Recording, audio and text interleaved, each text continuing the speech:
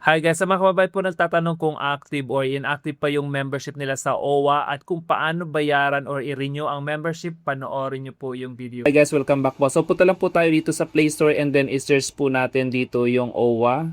And then ito na po yun, then i-install po natin. Hintayin lang po natin hanggang sa matapos po yung downloading ng application. After downloading po, i-open lang po natin. So, kailangan lang po natin mag-create ng account. Kung may access na po kayo, then mag-login lang po tayo. So, kung wala pa po, kailangan natin mag-sign up or mag-create po ng login. So, dito guys, ilagay lang natin yung email address, yung last name natin, yung first name of course, middle name, and then yung birthday natin, and then yung ating mobile number. Pwede po natin gamitin yung roaming natin or yung mobile number natin dito sa Saudi Arabia or kaya kahit saan tayong bansa po. And then afterwards po, i-click lang natin itong nasa baba yung sign up. Then ilagay lang po natin dito yung OTP na marireceive natin sa email. So punta lang po tayo sa email. So bali ito po yung email galing sa OWA. Then i-copy lang natin itong OTP. Then ilagay lang po natin dito yung OTP na na-receive natin. And then submit po natin.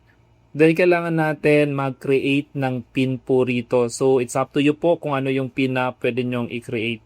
Then after po nyan, i-click nyo lang tong create PIN. So registration completed na po, then i-okay po natin.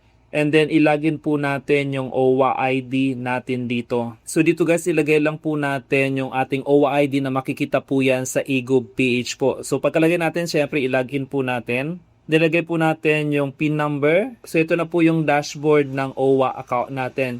So i-check nyo lamang po yung membership information nyo po dito. I-click lang po yan. Then makikita nyo po dito yung membership nyo po kung active ba or hindi na siya. So if in case po na expire na po yung OWA nyo, lalabas po dyan is inactive. So you can now pay po or renew your membership. So may link po dyan. So sundan nyo lang po yung link. Kailangan nyo lang po i-update yung job information nyo po.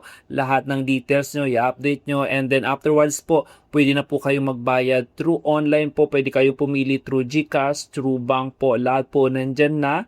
So napaka-accessible and convenient po para ma-renew yung ating OWA membership po. So kailangan po natin dapat active po yung OWA membership natin para sa mga benefit po if in case na kailangan natin yon. So yun lang guys. This is for your kind information lang po. So maraming salamat po and please follow for more.